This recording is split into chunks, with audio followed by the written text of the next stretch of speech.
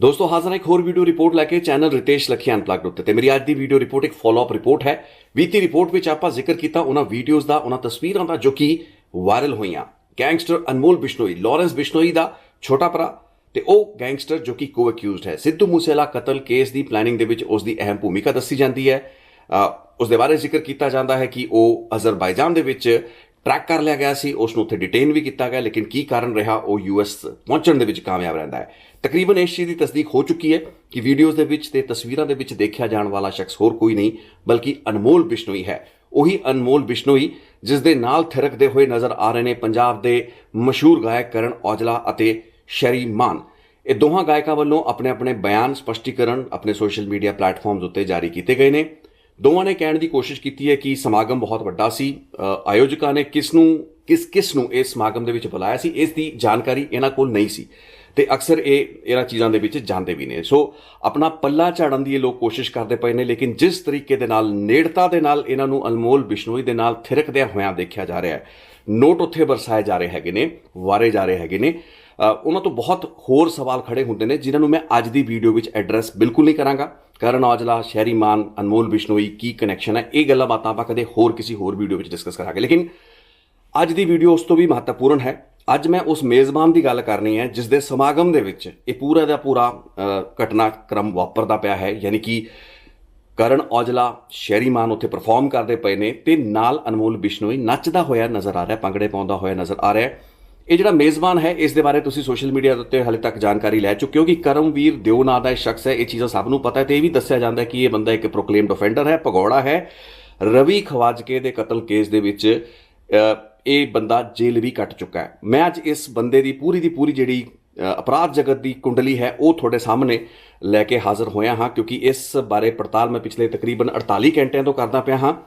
ये दसदा कि करमवीर दिओ इस दे बारे मैनू अज तो 10 दिन पहला जानकारी मिली सी। मैनू ये दस्सिया गया सी कि ये शख्स दविंदर बंबीहा दे जिहड़े गैंगस्टर हैगे ने, जिन्हां विच धर्मिंदर गुगनी आंदा है, दविंदर बंबीहा खुद आंदा है, उसदे जैम्पी डॉन या फिर होर जिहड़े गैंगस्टर सीगे उन्हां दी जेलां दे विच सांभ संभाल करन दे पक्षों इस करमवीर दिओ दी बड़ी वड्डी भूमिका रही। ट्रडिशनली ये ते इस दे भरा जिहड़े हैगे ने कुछ अजिहे अपराधां दे विच इनवॉल्व रहे ने जिन्हां दे विच इन्हां ने दविंदर बंबीहा गैंग दे नाल रल के या उन्हां दे गैंगस्टरां दे नाल रल के वारदातां कीतियां। लेकिन इस तस्वीर या इन्हां वीडियोज़ दे विच ये शख्स अनमोल बिश्नोई दे नाल दिसदा है। इस तो 10 दिन पहला मेरे को इन्फॉर्मेशन ये आती है कि गोल्डी बराड़ नूं अमेरिका दे विच सांभण वाला या उसनूं इमदाद देण वाला शख्स कोई होर नहीं, करमवीर नां दा वो शख्स है जो कि लुधियाना ते नाभे दे विच तकरीबन 6 साल जेल कट चुका है। ये मेरे 10 दिन पुरानी इन्फॉर्मेशन की गल करदा पिया। तकरीबन 6 साल पंजाब दीयां 2 अलग अलग जेलां, लुधियाना जेल जिथे कि इसने लगभग 3.5-4 साल कट्टे ते उस तो बाद कुछ साल इसने नाभे जेल कट्टे।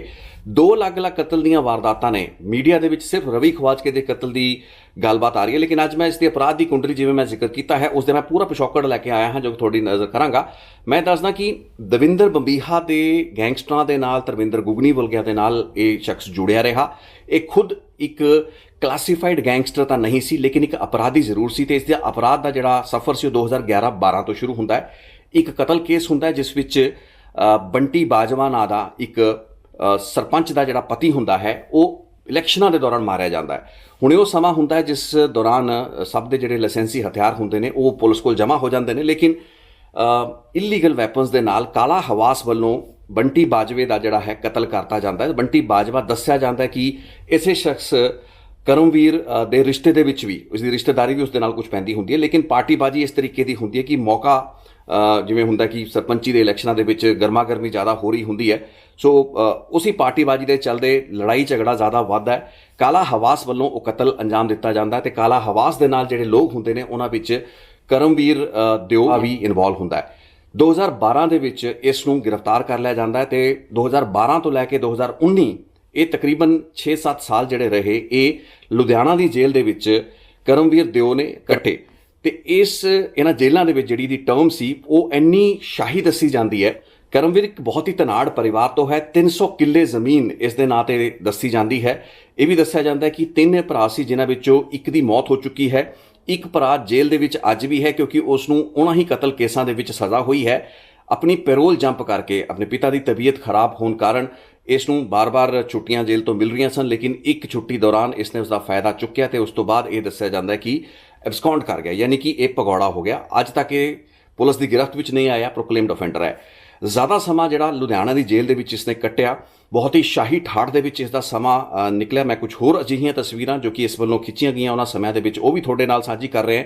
ਬਹੁਤ ਸੇ ਅਜਿਹੇ ਗੈਂਗਸਟਰ ਜਿਨ੍ਹਾਂ ਕੋਲ ਜ਼ਿਆਦਾ ਸੰਸਾਧਨ ਜੇਲ੍ਹਾਂ ਦੇ ਵਿੱਚ ਨਹੀਂ ਹੁੰਦੇ, ਆਪਾਂ ਨੂੰ ਪਤਾ ਵੀ ਜੇਲ੍ਹਾਂ ਵਿੱਚ ਬਹੁਤ ਜ਼ਿਆਦਾ ਕਰਪਸ਼ਨ ਹੁੰਦੀ ਹੈ, ਜੇਲ੍ਹਾਂ ਦੇ ਵਿੱਚ ਪੈਸਾ ਚੜ੍ਹਦਾ ਹੈ। ਈਵਨ ਆਪਣੇ ਖਾਣੇ ਨੂੰ ਜਿਹੜਾ ਤੜਕਾ ਤੁਸੀਂ ਦਾਲ ਜਾਂ ਸਬਜ਼ੀ ਨੂੰ ਲਗਾਉਣਾ ਹੁੰਦਾ ਉਸ ਲਈ ਵੀ ਜਿਹੜੀ ਰਸਦ ਆਉਂਦੀ ਹੈ ਉਹ ਵੀ ਬਲੈਕ ਜਾਂ ਪ੍ਰੀਮੀਅਮ ਦੇ ਭਾਅ ਦੇ ਉੱਤੇ ਉੱਥੇ ਮਿਲਦੀ ਹੈ। ਸੋ ਅਜਿਹੇ ਹਾਲਾਤਾਂ ਦੇ ਵਿੱਚ ਗੈਂਗਸਟਰਾਂ ਦੀ ਪੁਸ਼ਤ ਪਨਾਹੀ ਕਰਨਾ ਜਾਂ ਉਹਨਾਂ ਨੂੰ ਚੰਗੀ ਰੋਟੀ, ਚੰਗੇ ਤੜਕੇ ਵਾਲੀ ਦਾਲ ਸਬਜ਼ੀ ਦੇਣਾ, ਇਸ ਦੇ ਲਈ ਖਰਚਾ ਲੱਗਦਾ ਹੈ। ਤੇ ਇਹ ਦੱਸਿਆ ਜਾਂਦਾ ਹੈ ਕਿ ਕਰਮਵੀਰ ਜਿੰਨੀ ਦੇਰ ਵੀ ਲੁਧਿਆਣੇ ਦੇ ਵਿੱਚ ਰਿਹਾ, ਲੁਧਿਆਣਾ ਜੇਲ੍ਹ ਦੇ ਵਿੱਚ ਰਿਹਾ, ਉਸ ਦੌਰਾਨ ਇਹ ਅਜਿਹੇ ਗੈਂਗਸਟਰਾਂ ਦੇ ਨਾਲ ਘਿਰਿਆ ਰਿਹਾ। ਕਿਸੇ ਤੋਂ ਵੀ ਇਹਨਾਂ ਨੂੰ ਗੈਂਗਸਟਰਾਂ ਦੀ ਭਾਸ਼ਾ ਦੇ ਵਿੱਚ ਇੱਕ ਦੂਸਰੇ ਦਾ ਰੋਟੀਵਾਰ ਹੋਣਾ ਵੀ ਕਿਹਾ ਜਾਂਦਾ ਹੈ। ਇੱਕ ਦੂਸਰੇ ਦੇ ਨਾਲ ਰੋਟੀ ਦੀ ਜਿਹੜੀ ਸਾਂਝ ਹੁੰਦੀ ਹੈ ਜਾਂ ਫਿਰ ਉਹ ਜਿਹੜਾ ਖਰਚਾ ਪਾਣੀ ਹੁੰਦਾ ਹੈ, ਕਿਉਂਕਿ ਇਸ ਕੋਲ ਪੈਸਾ ਬਹੁਤ ਸੀ। ਇਸ ਨੇ ਅੰਨਾ ਜਿਹੜਾ ਪੈਸਾ ਸੀ ਉਸ ਨੂੰ ਜੇਲ੍ਹਾਂ ਦੇ ਵਿੱਚ ਉਹਨਾਂ ਗੈਂਗਸਟਰਾਂ ਦੇ ਉੱਤੇ, ਉਹਨਾਂ ਕ੍ਰਿਮੀਨਲ ਜੋ ਕਿ ਇਹਦੇ ਨਾਲ ਜੇਲ੍ਹਾਂ ਦੇ ਸੈੱਲ ਸ਼ੇਅਰ ਕਰਦੇ ਸੀ, ਇਹ ਪੋਸੀਬਲ ਹੋ ਸਕਦਾ ਕਿ ਇਸ ਨੂੰ ਆਪਣੀ ਜਾਨ ਦਾ ਖਤਰਾ ਹੋਵੇ ਜਾਂ ਇਹ ਲੱਗਦਾ ਹੋਵੇ ਕਿ ਰਵੀ ਖਵਾਜਕੇ ਦਾ ਖਾਸ ਕਰਕੇ ਜਦੋਂ ਮਰਡਰ ਹੁੰਦਾ, ਉਸ ਤੋਂ ਮੈਂ ਥੋੜ੍ਹੀ ਦੇਰ ਬਾਅਦ ਵਿੱਚ ਆਵਾਂਗਾ, ਉਸ ਤੋਂ ਬਾਅਦ ਇਸ ਨੂੰ ਲੱਗਦਾ ਹੋਵੇ ਕਿ ਇਸ ਨੂੰ ਹੁਣ ਜੇਲ੍ਹਾਂ ਦੇ ਵਿੱਚ ਵੀ ਆਪਣੇ ਆਪ ਨੂੰ ਸੁਰੱਖਿਅਤ ਰੱਖਣਾ। ਸੋ ਇਸ ਨੇ ਆਪਣੇ ਆਪ ਨੂੰ ਉਹਨਾਂ ਲੋਕਾਂ ਦੇ ਨਾਲ ਘੇਰ ਕੇ ਰੱਖਿਆ।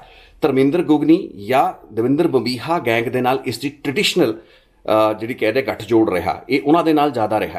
ਦਵਿੰਦਰ ਬੰਬੀਹੇ ਨੂੰ ਖੁਦ ਜੈਂਪੀ ਡੌਨ, ਬੰਟੀ, ਨਿਸ਼ਾਨ ਵਰਗੇ ਜਿਹੜੇ ਗੈਂਗਸਟਰਾਂ ਨੂੰ ਜੇਲ੍ਹਾਂ ਦੇ ਵਿੱਚ ਜਦੋਂ ਵੀ ਉਹ ਰਹੇ, ਉਹਨਾਂ ਨੂੰ ਮਦਦ ਕਰਨ ਵਾਲਾ, ਉਹਨਾਂ ਨੂੰ ਰਸਦ ਜੇਲ੍ਹ ਦੇ ਅੰਦਰੋਂ ਜੇਲ੍ਹ ਦੇ ਬਾਹਰੋਂ ਦੇਣ ਵਾਲਾ ਸ਼ਖਸ ਹੋਰ ਕੋਈ ਨਹੀਂ ਬਲਕਿ ਇਹੀ ਕਰਮਵੀਰ ਸੀ। ਇਸ ਦੀ ਟ੍ਰੈਡੀਸ਼ਨਲ ਅਲਾਇੰਸ ਤਾਂ ਦਵਿੰਦਰ ਬੰਬੀਹਾ ਗੈਂਗ ਦੇ ਨਾਲ ਸੀ, ਲੇਕਿਨ ਆਫ ਲੇਟ ਪਿਛਲੇ ਕੁਝ ਮਹੀਨਿਆਂ ਦੌਰਾਨ ਸਿੱਧੂ ਮੂਸੇਵਾਲਾ ਦੇ ਕਤਲ ਤੋਂ ਬਾਅਦ ਇਸ ਬੰਦੇ ਦੇ ਗੋਲਡੀ ਬਰਾੜ ਦੇ ਨਾਲ ਸਾਂਝ ਪਾਉਣ ਦੀ ਚਰਚੇ ਤੇ ਖਬਰਾਂ ਤੇ ਇਹੀ ਜਾਣਕਾਰੀ ਮੇਰੇ ਕੋਲ ਅੱਜ ਤੋਂ 10 ਦਿਨ ਪਹਿਲਾਂ ਆਈ ਸੀ, ਲੇਕਿਨ ਉਸ ਵਕਤ ਮੈਂ ਇਸ ਗੱਲਬਾਤ ਨੂੰ ਇੰਨੀ ਗੰਭੀਰਤਾ ਦੇ ਨਾਲ ਨਹੀਂ ਲਿਆ। ਜਦੋਂ ਵੀਡੀਓ ਵਾਇਰਲ ਹੋਏ ਉਸ ਵਕਤ ਵੀ ਮੈਂ ਇਹ ਗੱਲਬਾਤ ਨੂੰ ਇੰਨੀ ਜ਼ਿਆਦਾ ਸੀਰੀਅਸਲੀ ਨਹੀਂ ਲੈ ਪਾਇਆ ਤੇ ਸਪੌਟ ਨਹੀਂ ਕਰ ਪਾਇਆ ਕਿ ਉਸ ਸ਼ਾਦੀ ਦੇ ਵਿੱਚ ਜਿਹੜਾ ਸ਼ਖਸ ਸ਼ੇਰਵਾਨੀ ਪਾ ਕੇ ਨਜ਼ਰ ਆ ਰਿਹਾ ਕਰਨ ਔਜਲਾ ਤੇ ਅਨਮੋਲ ਬਿਸ਼ਨੋਈ ਦੇ ਨਾਲ ਇਹ ਕੌਣ ਹੈ। ਲੇਕਿਨ ਅਸਲ ਦੇ ਵਿੱਚ ਇਸ ਦਾ ਜਿਹੜਾ ਪਿਛੋਕੜ ਹੈ ਉਹ ਬੰਬੀਹਾ ਦੇ ਗੈਂਗਸਟਰਾਂ ਦੇ ਨਾਲ ਰਿਹਾ ਹੈ। ਲੁਧਿਆਣਾ ਦੇ ਕੁਝ ਲੋਕਲ ਜਿਹੜੇ ਉੱਥੇ ਦੇ ਗੈਂਗਸਟਰ ਨੇ, ਜਿਨ੍ਹਾਂ ਦੀ ਇੱਕ ਮੈਂ ਤਸਵੀਰ ਵੀ ਤੁਹਾਡੇ ਨਾਲ ਸਾਂਝੀ ਕਰ ਰਿਹਾ। ਇਸ ਤਸਵੀਰ ਜਾਂ ਸੈਲਫੀ ਜੋ ਕਿ ਜੇਲ੍ਹ ਦੇ ਵਿੱਚ ਖਿੱਚੀ ਗਈ ਹੈ, ਉਸ ਦੇ ਵਿੱਚ ਪ੍ਰੀਤ ਰਸੂਲਪੁਰ, ਇਹ ਜਿਹੜੀ ਟੇਢੀ ਟੋਪੀ ਪਾਈ ਹੋਈ ਹੈ, ਇਹ ਪ੍ਰੀਤ ਰਸੂਲਪੁਰ ਨਾਂ ਦਾ ਇੱਕ ਗੈਂਗਸਟਰ ਹੈ। ਇਹਦੇ ਨਾਲ ਆਸਾ ਜਵੱਦੀ ਨਾਂ ਦਾ ਇੱਕ ਹੋਰ ਗੈਂਗਸਟਰ ਹੈ ਜੋ ਕਿ ਲੁਧਿਆਣੇ ਦਾ ਲੋਕਲ ਗੈਂਗਸਟਰ ਜਾਂ ਬਦਮਾਸ਼ ਮੰਨਿਆ ਜਾਂਦਾ ਹੈ। ਉਹਨਾਂ ਦੇ ਨਾਲ ਇਹੀ ਕਰਮਵੀਰ ਨਜ਼ਰ ਆ ਰਿਹਾ ਹੈ। ਜੇਲ੍ਹ ਦੇ ਵਿੱਚ ਇਸ ਦੀ ਜਿਹੜਾ ਭਾਈਚਾਰਾ ਸੀ ਉਹ ਇਹਨਾਂ ਤਸਵੀਰਾਂ ਤੋਂ ਤੁਹਾਨੂੰ ਸਾਫ਼ ਹੋ ਰਿਹਾ। ਹੋਰ ਵੀ ਬਹੁਤ ਸੀ ਇਸ ਦੀਆਂ ਤਸਵੀਰਾਂ ਰਹੀਆਂ ਨੇ ਜੋ ਕਿ ਸਮੇਂ-ਸਮੇਂ ਉੱਤੇ ਡਿਲੀਟ ਹੁੰਦੀਆਂ ਰਹੀਆਂ ਸੋਸ਼ਲ ਮੀਡੀਆ ਤੋਂ, ਲੇਕਿਨ ਇਸ ਸ਼ਖਸ ਨੇ ਜੇਲ੍ਹਾਂ ਦੇ ਵਿੱਚ ਤੇ ਜੇਲ੍ਹਾਂ ਦੇ ਜਿਹੜਾ ਪ੍ਰਸ਼ਾਸਨ ਸੀ, ਉੱਥੋਂ ਦੇ ਜਿਹੜੇ ਸੁਪਰਿੰਟੈਂਡੈਂਟ ਜਾਂ ਡਿਪਟੀ ਸੁਪਰਿੰਟੈਂਡੈਂਟ ਲੈਵਲ ਦੇ ਅਫਸਰ ਸਨ, ਉਹਨਾਂ ਨੂੰ ਐਡਾ ਕੁ ਖੁਸ਼ ਕਰਕੇ ਰੱਖਿਆ। ਇੱਥੋਂ ਤੱਕ ਦੱਸਿਆ ਜਾਂਦਾ ਕਿ ਇਸ ਸ਼ਖਸ ਨੇ ਲੁਧਿਆਣਾ ਦੇ ਜਿਹੜੇ ਜੇਲ੍ਹ ਸੁਪਰਿੰਟੈਂਡੈਂਟ ਨੂੰ ਇੱਕ ਗੱਡੀ ਵੀ ਮੁਹੱਈਆ ਕਰਾਈ। ਜਦੋਂ ਉਸ ਗੱਡੀ ਦੇ ਟਾਇਰ ਘਸ ਗਏ ਤਾਂ ਉਸਨੇ ਟਾਇਰ ਬਦਲਵਾਉਣ ਲਈ ਇਸ ਨੂੰ ਕਿਹਾ। ਇਸ ਨੇ ਟਾਇਰ ਬਦਲਵਾਉਣ ਦੇ ਨਾਲ ਨਾਲ ਟਾਇਰਾਂ ਦੇ ਵਿੱਚ ਐਲੋਏ ਤੱਕ ਪਵਾਤੇ। ਉਸੇ ਜੇਲ੍ਹ ਦੇ ਅਧਿਕਾਰੀ ਦੀ ਪਤਨੀ ਨੂੰ ਮੋਬਾਈਲ ਫੋਨ ਦੇਣੇ, 4 ਡੋਰ ਰੈਫਰੀਜਰੇਟਰਸ ਦੇਣੇ ਤੇ ਇਸ ਦੇ ਨਾਲ ਡਿਪਟੀ ਸੁਪਰਿੰਟੈਂਡੈਂਟ ਜੇਲ੍ਹ ਦੀ ਬੇਟੀ ਨੂੰ ਜਿਹੜਾ ਐਪਲ ਦਾ ਮੈਕਬੁੱਕ ਹੁੰਦਾ ਹੈ ਲੈਪਟਾਪ, ਉਹ ਮੁਹੱਈਆ ਕਰਨਾ। ਸੋ ਇਸ ਕਿਸਮ ਦੇ ਮਹਿੰਗੇ ਖਰਚੇ 2012, 13, 14 ਦੇ ਉਹਨਾਂ ਸਾਲਾਂ ਦੇ ਵਿੱਚ ਐਪਲ ਦੇ ਆਈਫੋਨ ਇਸ ਕੋਲ ਜੇਲ੍ਹਾਂ ਦੇ ਵਿੱਚ ਚੱਲਦੇ ਰਹੇ ਨੇ। ਸੋ ਪੈਸਾ ਖਰਚਣ ਦੇ ਪੱਖੋਂ 300 ਕਿੱਲੇ ਦਾ ਮਾਲਕ ਤੇ ਸੰਸਾਧਨਾਂ ਦੇ ਪੱਖੋਂ ਇਸ ਨੂੰ ਕੋਈ ਕਮੀ ਨਾ ਹੋਣਾ। ਜੇਲ੍ਹਾਂ ਦੇ ਵਿੱਚ ਵੀ ਇਸ ਨੇ ਗੈਂਗਸਟਰਾਂ ਦੇ ਨਾਲ ਇੱਕ ਚੰਗੀ ਸਾਂਝ ਬਣਾ ਕੇ ਰੱਖੀ, ਉਹਨਾਂ ਦੀ ਮਦਦ ਜੇਲ੍ਹਾਂ ਤੋਂ ਬਾਹਰ ਵੀ ਕੀਤੀ, ਅੰਦਰ ਵੀ ਕੀਤੀ। ਹੁਣ ਆਪਾਂ ਇਹ ਜਿਹੜਾ 2012 ਤੋਂ ਲੈ ਕੇ 2015-16 ਤੱਕ ਇਸ ਦਾ ਜਿਹੜਾ ਸਫ਼ਰ ਸੀ ਜੇਲ੍ਹ ਦੇ ਵਿੱਚ, ਇਹ ਉਸੇ 2012 ਦੇ ਸਰਪੰਚ ਦੇ ਪਤੀ ਯਾਨੀ ਕਿ ਬੰਟੀ ਬਾਜਵੇ ਦੇ ਕਤਲ ਕੇਸ ਦੇ ਵਿੱਚ ਕਾਲਾ ਹਵਾਸ ਤੇ ਕੁਝ ਹੋਰ ਗੈਂਗਸਟਰਾਂ ਦੇ ਨਾਲ ਜੋ ਕਿ ਕਮਿਟ ਕੀਤਾ ਗਿਆ ਸੀ, ਇਸ ਸ਼ਖਸ ਵੱਲੋਂ ਜਾਂ ਇਸ ਸ਼ਖਸ ਦਾ ਉਹਨਾਂ ਦੇ ਨਾਲ ਹੋਣਾ ਇਸ ਲਈ ਇੱਕ ਆਫਤ ਬਣ ਚੁੱਕਾ ਸੀ। ਕੋ ਐਕਿਊਜ਼ ਹੁੰਦਿਆਂ ਹੋਇਆ ਇਹ ਜੇਲ੍ਹ ਕੱਟਦਾ ਪਿਆ ਸੀ। ਜਦੋਂ ਹੁਣ ਰਵੀ ਖਵਾਜਕੇ ਦਾ ਕਤਲ ਹੁੰਦਾ ਹੈ, ਰਵੀ ਖਵਾਜਕੇ ਦਾ ਜਿਹੜਾ ਕਤਲ ਹੁੰਦਾ ਹੈ ਉਸ ਤੋਂ ਪਹਿਲਾਂ ਦੀ ਰੈਕੀ, ਉਸ ਕਤਲ ਲਈ, ਵਾਰਦਾਤ ਲਈ ਵਰਤੀਆਂ ਗਈਆਂ ਜਿਹੜੀਆਂ ਗੱਡੀਆਂ ਮੁਹੱਈਆ ਕਰਵਾਈਆਂ ਗਈਆਂ ਉਹ ਕਰਮਵੀਰ ਬਾਜਵੇ ਜਾਂ ਕਰਮਵੀਰ ਦਿਓ ਵੱਲੋਂ ਮੁਹੱਈਆ ਕਰਵਾਈਆਂ ਦੱਸੀਆਂ ਜਾਂਦੀਆਂ ਨੇ। ਇਸ ਕੇਸ ਦੇ ਵਿੱਚ ਉਸ ਨੂੰ ਪ੍ਰੋਡਕਸ਼ਨ ਵਾਰੰਟ ਤੇ, ਕਿਉਂਕਿ ਉਸ ਵਕਤ ਉਹ ਜੇਲ੍ਹ ਦੇ ਵਿੱਚ ਸੀ, ਉਸ ਨੂੰ ਪ੍ਰੋਡਕਸ਼ਨ ਵਾਰੰਟ ਤੇ ਲੈ ਕੇ ਵੀ ਆ ਗਿਆ, ਉਸ ਤੋਂ ਪੁੱਛਗਿੱਛ ਵੀ ਹੋਈ ਤੇ ਉਸ ਨੂੰ ਇਸ ਕੇਸ ਦੇ ਵਿੱਚ ਨਾਮਜ਼ਦ ਕੀਤਾ ਗਿਆ। ਇਨਵੈਸਟੀਗੇਸ਼ਨ ਦੌਰਾਨ ਇਹ ਚੀਜ਼ ਸਾਹਮਣੇ ਆਈ ਕਿ ਗੋਪੀ ਨੱਤਾਂ ਵਾਲਾ ਇੱਕ ਹੋਰ ਅਜਿਹਾ ਸ਼ਖਸ ਸੀ, ਇੱਕ ਕ੍ਰਿਮੀਨਲ ਸੀ ਜੋ ਕਿ ਕਰਮਵੀਰ ਦਾ ਜਾਣਕਾਰ ਸੀ, ਉਸ ਦਾ ਦਵਿੰਦਰ ਬੰਬੀਹਾ ਜਾਂ ਧਰਮਿੰਦਰ ਗੁਗਨੀ ਦੇ ਨਾਲ ਕੋਈ ਡਾਇਰੈਕਟ ਕੰਟੈਕਟ ਨਹੀਂ ਸੀ, ਕਿਉਂਕਿ ਇਸ ਪੂਰੀ ਦੀ ਪੂਰੀ ਸਾਜ਼ਿਸ਼ ਦੇ ਵਿੱਚ ਧਰਮਿੰਦਰ ਗੁਗਨੀ ਮੇਨ ਮਾਸਟਰਮਾਈਂਡ ਸੀ। ਉਸ ਦੇ ਕਹੇ ਤੇ ਹੀ ਰਵੀ ਖਵਾਜਕੇ ਦਾ ਕਤਲ ਕੀਤਾ ਗਿਆ ਸੀ, ਲੇਕਿਨ ਉਸ ਨੂੰ ਕੋਈ ਅਜਿਹਾ ਬੰਦਾ ਚਾਹੀਦਾ ਸੀਗਾ ਜੋ ਕਿ ਫਾਈਨਲੀ ਰਵੀ ਖਵਾਜਕੇ ਦੀ ਨਿਸ਼ਾਨਦੇਹੀ ਕਰਾ ਸਕੇ, ਉਸ ਵਿਆਹ ਦੇ ਵਿੱਚ ਰਵੀ ਖਵਾਜਕੇ ਨੂੰ ਆਇਡੈਂਟੀਫਾਈ ਕਰੇ। ਖਵਾਜਕੇ ਦੇ ਕਤਲ ਤੋਂ ਠੀਕ ਪਹਿਲਾਂ ਜਿਹੜੇ ਸ਼ਖਸ ਨੇ ਦਵਿੰਦਰ ਬੰਬੀਹੇ ਨੂੰ ਦੱਸਿਆ ਕਿ ਇਹੀ ਖਵਾਜਕੇ ਤੇ ਇਸੇ ਨੂੰ ਮਾਰਨਾ ਹੈ, ਉਹ ਗੋਪੀ ਨੱਤਾਂ ਵਾਲਾ ਸੀ।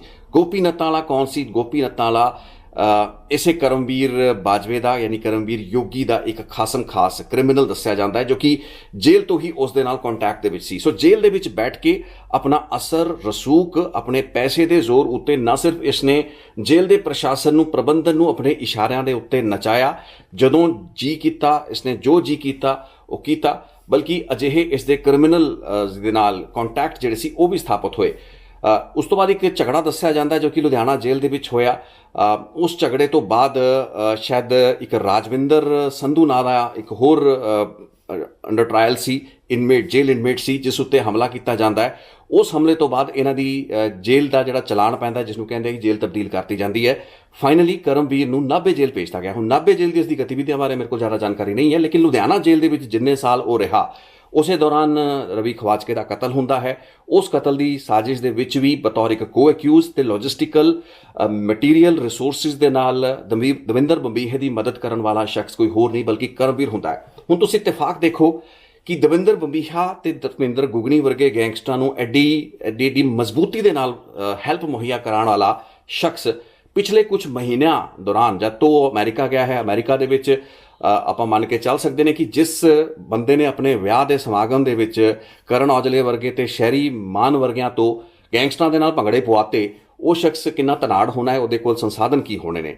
ਇਹ ਦੱਸਿਆ ਜਾਂਦਾ ਹੈ ਕਿ ਇਸ ਸ਼ਾਦੀ ਦੇ ਵਿੱਚ ਜਿਹੜੀ ਦੁਲਹਨ ਸੀ ਉਹ ਕੈਨੇਡਾ ਦੇ ਕਿਸੇ ਚੰਗੇ ਪਰਿਵਾਰ ਤੋਂ ਰਹੀ ਹੋ ਸਕਦੀ ਹੈ, ਲੇਕਿਨ ਇਹ ਸ਼ਖਸ ਜਿਸ ਦੀ ਸ਼ਾਦੀ ਹੋ ਰਹੀ ਹੈ, ਦੱਸੀ ਜਾ ਰਹੀ ਹੈ, ਇਸ ਪੂਰੇ ਦੇ ਪੂਰੇ ਵੀਡੀਓ ਦੇ ਵਿੱਚ ਇਹ ਨਜ਼ਰ ਆ ਰਿਹਾ ਹੈ, ਇਹ ਲਾੜਾ ਪ੍ਰੋਕਲੇਮਡ ਆਫੈਂਡਰ ਹੈ। He is a PO in India, wanted criminal in India। ਹੁਣ ਇਸ ਵੀਡੀਓ ਦੇ ਜ਼ਰੀਏ ਨਾ ਸਿਰਫ ਅਨਮੋਲ ਬਿਸ਼ਨੋਈ ਜਾਂ ਇਹਨਾਂ ਜਿਹੜੇ ਪੰਜਾਬ ਦੇ ਗਾਇਕਾਂ ਦੇ ਆਪਸ ਦੇ ਜਿਹੜੇ ਤਾਰ ਹੈ ਉਹ ਸਾਹਮਣੇ ਆਏ ਨੇ, ਬਲਕਿ ਇਹ ਵੀ ਚੀਜ਼ ਸਪਸ਼ਟ ਹੋ ਗਈ ਹੈ ਕਿ ਇਹ ਜਿਹੜਾ ਕਰਮਵੀਰ ਬਾਜਵਾ, ਜਿਸ ਦਾ 10 ਦਿਨ ਪਹਿਲਾਂ ਤੱਕ ਕੋਈ ਆਈਡੀਆ ਨਹੀਂ ਸੀ, ਪਤਾ ਲੱਗਾ ਸੀਗਾ ਕਿ ਇਹ ਪੈਰੋਲ ਤੇ ਜਾਂ ਬੇਲ ਤੇ ਬਾਹਰ ਆਇਆ, ਉਸ ਤੋਂ ਬਾਅਦ ਇਹ ਬੇਲ ਜੰਪ ਕਰਕੇ ਵਿਦੇਸ਼ ਭੱਜਣ ਦੇ ਵਿੱਚ ਕਾਮਯਾਬ ਹੋ ਗਿਆ, ਲੇਕਿਨ ਅਮਰੀਕਾ ਦੇ ਵਿੱਚ ਐਡੇ ਬਿਹਤਰ ਤਰੀਕੇ ਦੇ ਨਾਲ ਆਪਣੀ ਜ਼ਿੰਦਗੀ ਜੀਂਦਾ ਪਿਆ ਹੈ ਤੇ ਇੱਕ ਵਿਆਹ ਕਰਾ ਰਿਹਾ ਹੈ ਤੇ ਵਿਆਹ ਦੇ ਵਿੱਚ ਗਾਇਕਾਂ ਨੂੰ ਵੀ ਬਣਾ ਰਿਹਾ ਤੇ ਗੈਂਗਸਟਰ ਵੀ ਇਹਦੇ ਮਹਿਮਾਨ ਬਣੇ ਹੋਏ ਨੇ। ਹੁਣ ਸਵਾਲ ਇਹ ਖੜਾ ਹੁੰਦਾ ਹੈ ਕਿ ਗੋਲਡੀ ਬਰਾੜ ਦੇ ਨਾਲ ਇਹਦੇ ਜਿਹੜੇ ਕੰਟੈਕਟ ਨੇ ਉਹ ਕਦੋਂ ਬਣੇ, ਕਿਉਂਕਿ ਦਵਿੰਦਰ ਬੰਬੀਹਾ ਦੇ ਨਾਲ ਇਸਦੀ ਟ੍ਰੈਡੀਸ਼ਨਲ ਸਾਂਝ ਰਹੀ ਹੈ।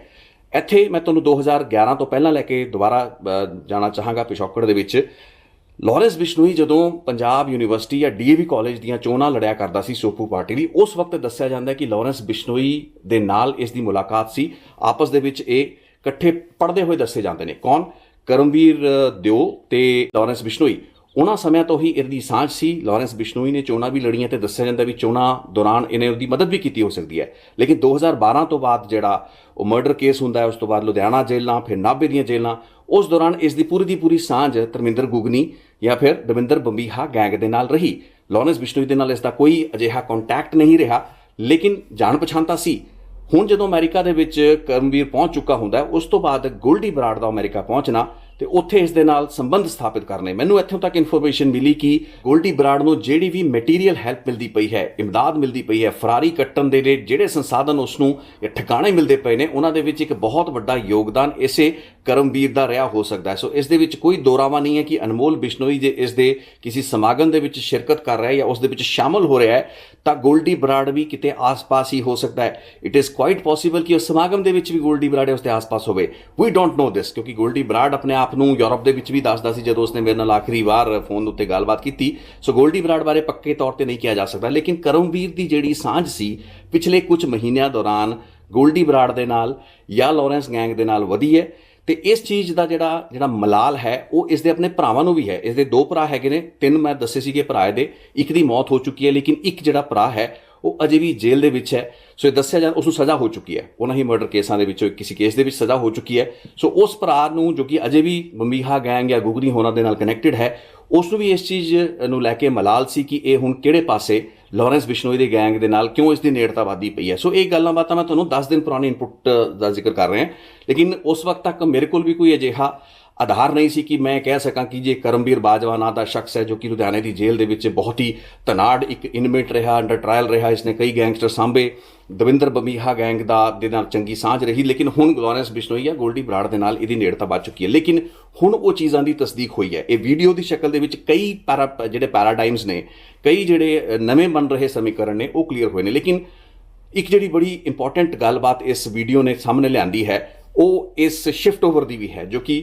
ਵਿਅਕਤੀਗਤ ਤੌਰ ਤੇ ਜੇ ਆਪਾਂ ਦੇਖੀਏ ਕਰਮਵੀਰ ਬਾਜਵੇ ਜਾਂ ਕਰਮਵੀਰ ਦਿਓ ਦੀ ਜ਼ਿੰਦਗੀ ਵਿੱਚ ਹੋਇਆ, ਜਿਸ ਨੇ ਕਿ ਇੱਕ ਪਲਟੀ ਮਾਰੀ ਹੈ ਦਵਿੰਦਰ ਬੰਬੀਹਾ ਦੇ ਗੈਂਗ ਤੋਂ। ਹੁਣ ਉਸ ਦੀ ਸਾਂਝ ਲਾਰੈਂਸ ਬਿਸ਼ਨੋਈ ਤੇ ਉਸ ਦੇ ਮੇਨ ਜਿਹੜੇ ਮਾਸਟਰਮਾਈਂਡ ਹੈਗੇ ਨੇ ਗੋਲਡੀ ਬਰਾੜ ਵਰਗੇ ਐਂਡ ਆਫ ਲੇਟ ਅਨਮੋਲ ਬਿਸ਼ਨੋਈ, ਇਹਨਾਂ ਨੂੰ ਸਾਂਭਣ ਜਾਂ ਇਹਨਾਂ ਨੂੰ ਆਪਣੇ ਪ੍ਰੋਗਰਾਮਸ ਦੇ ਵਿੱਚ, ਆਪਣੇ ਆਯੋਜਨਾ ਦੇ ਵਿੱਚ ਮੇਜ਼ਬਾਨੀ ਕਰਕੇ ਇਹਨਾਂ ਦੀ ਖਾਤਰਦਾਰੀ ਕਰਨ ਦੀ ਪੂਰੀ ਗੱਲਬਾਤ ਹੈ। ਉਸਨੇ ਕਈ ਹੋਰ ਚਾਨਣੇ ਇਸ ਸ਼ਖਸ ਬਾਰੇ ਪਾਏ ਨੇ। ਸੋ ਫਾਈਨਲੀ ਵਾਈਂਡ ਅਪ ਕਰਦੇ ਹਾਂ ਇਸ ਸਮਾਗਮ ਜਿਸ ਵਿੱਚ ਕਿ ਅਨਮੋਲ ਬਿਸ਼ਨੋਈ ਨੂੰ, ਕਰਨ ਔਜਲੇ ਨੂੰ ਤੇ ਸ਼ੈਰੀ ਮਾਨ ਨੂੰ ਵੇਖਿਆ ਗਿਆ। ਇਸ ਆਯੋਜਨ ਦਾ ਜਿਹੜਾ ਮੇਜ਼ਬਾਨ ਸੀ ਉਹ ਖੁਦ ਇੱਕ ਭਗੌੜਾ ਕ੍ਰਿਮੀਨਲ ਹੈ, ਵਾਂਟਿਡ ਕ੍ਰਿਮੀਨਲ ਹੈ, ਪ੍ਰੋਕਲੇਮਡ ਅਫੈਂਡਰ ਹੈ। ਇੱਥੇ ਮੈਂ ਦੱਸਦਾ ਕਿ ਇਹ ਜਿਹੜਾ ਕ੍ਰਿਮੀਨਲ ਹੈ ਇਹ ਕੋਈ ਡਾਇਰੈਕਟਲੀ ਜਾਂ ਐਕਟਿਵਲੀ ਇਹਨਾਂ ਵਾਰਦਾਤਾਂ ਦੇ ਵਿੱਚ ਇਨਵੋਲਵ ਨਹੀਂ ਹੈ, ਬਲਕਿ ਇਹਦੀ ਜਿਹੜੀ ਭੂਮਿਕਾ, ਚਾਹੇ ਉਹ 2012 ਦੇ ਸਰਪੰਚ ਦੇ ਪਤੀ ਦੇ ਕਤਲ ਦੀ ਗੱਲ ਹੋਵੇ, ਬੰਟੀ ਬਾਜਵਾ ਦੇ ਕਤਲ ਦੀ ਗੱਲ ਹੋਵੇ, ਜਾਂ ਫਿਰ ਗੱਲ ਹੋਵੇ ਰਵੀ ਖਵਾਜਕੇ ਦੇ ਕਤਲ ਦੀ, ਕਰਮਵੀਰ ਦੀ ਜਿਹੜੀ ਭੂਮਿਕਾ ਹੈ ਉਹ ਅਸਿੱਧੇ ਢੰਗ ਦੇ ਨਾਲ ਉਹਨਾਂ ਜ਼ਿਆਦਾ ਕੁਖਿਆਤ ਗੈਂਗਸਟਰਾਂ ਨੂੰ ਇਹਨਾਂ ਅਪਰਾਧਿਕ ਵਾਰਦਾਤ ਜਾਂ ਉਹਨਾਂ ਦੀਆਂ ਅਪਰਾਧਿਕ ਵਾਰਦਾਤਾਂ ਦੇ ਵਿੱਚ ਲੌਜਿਸਟਿਕਲ ਸਪੋਰਟ ਮੁਹੱਈਆ ਕਰਾਉਣ ਦੇ ਪੱਖੋਂ ਜ਼ਿਆਦਾ ਹੈ। ਭਾਰਤੀ ਜਾਂਚ ਏਜੰਸੀਆਂ ਨੂੰ, ਪੰਜਾਬ ਪੁਲਿਸ ਤੇ ਲਾਅ ਇਨਫੋਰਸਮੈਂਟ ਏਜੰਸੀਆਂ ਨੂੰ ਹੁਣ ਇੱਕ ਨਵਾਂ ਟਾਰਗੇਟ ਮਿਲ ਗਿਆ ਹੈ। ਅਨਮੋਲ ਬਿਸ਼ਨੋਈ ਤਾਂ ਪਹਿਲਾਂ ਤੇ ਗੋਲਡੀ ਬਰਾੜ ਵਰਗੇ ਤਾਂ ਪਹਿਲਾਂ ਹੀ ਵਾਂਟਿਡ ਲਿਸਟ ਦੇ ਵਿੱਚ ਸਨ, ਲੇਕਿਨ ਹੁਣ ਕਰਮਵੀਰ ਦਿਓ ਨੂੰ ਫੜ ਕੇ ਲਿਆਣਾ ਵੀ ਉਹਨਾਂ ਲਈ ਇੱਕ ਚੈਲੰਜ ਰਹੇਗਾ, ਕਿਉਂਕਿ ਇਹ ਵੀ ਇੱਕ ਭਗੌੜਾ ਮੁਜਰਮ ਹੈ। ਇਹ ਵੀ ਭਾਰਤ ਦੇ ਸਿਸਟਮ ਤੋਂ ਭੱਜਿਆ ਹੋਇਆ ਹੈ, ਆਪਣੀ ਬੇਲਸ ਨੂੰ, ਪੈਰੋਲਸ ਨੂੰ ਜੰਪ ਕਰਕੇ ਭੱਜਿਆ। ਹਾਲਾਂਕਿ ਇਸ ਵਕਤ ਜਦੋਂ ਆਪਾਂ ਗੱਲ ਕਰਦੇ ਮੈਂ ਇਹ ਵੀ ਜ਼ਿਹਨ ਵਿੱਚ ਰਹੇ ਕਿ ਤਕਰੀਬਨ 6 ਸਾਲ ਇਸ ਸ਼ਖਸ ਨੇ ਜੇਲ੍ਹ ਦੇ ਵਿੱਚ ਕੱਟੇ ਨੇ। ਸੋ ਜਿਹੜਾ ਕੁਆਂਟਮ ਆਫ ਪਨਿਸ਼ਮੈਂਟ ਹੁੰਦਾ ਹੈ, ਜਿਹੜੇ ਅਪਰਾਧ ਦਾ ਅਨੁਪਾਤ ਹੈ, ਇਹ ਜਿਹੜੀ ਗ੍ਰੈਵਿਟੀ ਹੈ, ਜਿਸ ਲੈਵਲ ਦੇ ਉੱਤੇ ਅਸਿੱਧੇ ਢੰਗ ਦੇ ਨਾਲ ਲੌਜਿਸਟਿਕਲ ਸਪੋਰਟ ਵਗੈਰਾ ਇਸਨੇ ਇਹਨਾਂ ਵਾਰਦਾਤਾਂ ਵਿੱਚ ਮੁਹੱਈਆ ਕਰਾਈ, ਤੇ ਜਿਸ ਨੂੰ ਵੱਧ ਤੋਂ ਵੱਧ ਸਜ਼ਾ ਹੁੰਦੀ ਉਹ 8-10 ਸਾਲ ਹੋਣੀ ਸੀ। ਸੋ ਕੁਝ ਹੀ ਸਾਲਾਂ ਬਾਅਦ ਇਸਨੇ ਜੇਲ੍ਹ ਤੋਂ ਬਾਹਰ ਵੀ ਆ ਜਾਣਾ ਸੀ। ਲੇਕਿਨ 2019 ਜਨਵਰੀ 2019 ਦੇ ਵਿੱਚ ਦੱਸਿਆ ਜਾਂਦਾ ਹੈ ਕਿ ਇਹ ਬੰਦਾ ਆਪਣੀ ਪੈਰੋਲ ਜਾਂ ਬੇਲ ਜੰਪ ਕਰਕੇ ਇਹ ਵਿਦੇਸ਼ ਵਿੱਚ ਭੱਜਣ ਵਿੱਚ ਕਾਮਯਾਬ ਹੋਇਆ, ਤੇ ਪਿਛਲੇ 4 ਸਾਲਾਂ ਤੋਂ ਇਹ ਨਾ ਸਿਰਫ ਭਗੌੜਾ ਹੈ ਬਲਕਿ ਇਸ ਵਕਤ ਅਮਰੀਕਾ ਦੇ ਵਿੱਚ ਇੱਕ ਬਹੁਤ ਹੀ ਚੰਗਾ ਲਾਈਫ ਸਟਾਈਲ ਵੀ ਇੰਜੋਏ ਕਰਦਾ ਪਿਆ। ਪੈਸੇ ਦੀ ਇਸ ਕੋਲ ਕਦੇ ਕਮੀ ਰਹੀ ਨਹੀਂ ਸੀ। ਸੋ ਇਹ ਗੱਲਬਾਤ ਸੀ ਕਰਮਵੀਰ ਬਾਰੇ, ਇਸ ਦਾ ਪਿਛੋਕੜ, ਇਸ ਦੇ ਬੈਕਗਰਾਉਂਡ ਬਾਰੇ। ਜਿਹੜੀ ਵੀ ਜਾਣਕਾਰੀ ਮੇਰੇ ਕੋਲ ਆਈ ਸੀ ਉਸ ਨੂੰ ਮੈਂ ਤੁਹਾਡੇ ਤੱਕ ਪਹੁੰਚਾਉਣ ਦੀ ਕੋਸ਼ਿਸ਼ ਕੀਤੀ ਹੈ। ਕਰਨ ਔਜਲੇ ਤੇ ਸ਼ੈਰੀ ਮਾਨ ਦੇ ਜਿਹੜੇ ਸਪਸ਼ਟੀਕਰਨ ਆਏ ਨੇ ਤੇ ਅਨਮੋਲ ਬਿਸ਼ਨੋਈ ਦੇ ਨਾਲ ਦੱਸਣ ਤੋਂ ਬਾਅਦ ਜਿਹੜੀ ਗੱਲਾਂ ਬਾਤਾਂ ਉਹ ਕਰ ਰਹੇ ਨੇ, ਨਵੇਂ ਜਿਹੜੇ ਸਵਾਲ ਖੜੇ ਹੋਏ ਜਿਨ੍ਹਾਂ ਦਾ ਜ਼ਿਕਰ ਮੈਂ ਆਪਣੀ ਵਿੱਤੀ ਰਿਪੋਰਟ ਵਿੱਚ ਵੀ ਕੀਤਾ ਸੀ, ਉਹਨਾਂ ਨੂੰ ਮੈਂ ਆਪਣੀ ਅਗਲੀ ਵੀਡੀਓ ਦੇ ਵਿੱਚ ਐਡਰੈਸ ਕਰਨ ਦੀ ਕੋਸ਼ਿਸ਼ ਕਰਾਂਗਾ। ਸੋ ਅੱਜ ਦੀ ਵੀਡੀਓ ਇੱਥੋਂ ਤੱਕ ਹੀ ਸੀ। ਬਹੁਤ ਬਹੁਤ ਧੰਨਵਾਦ ਇਸ ਨੂੰ ਵੇਖਣ ਲਈ। Thank you so much. ਮੇਰੇ ਨਾਲ ਬਣੇ ਰਹੋ।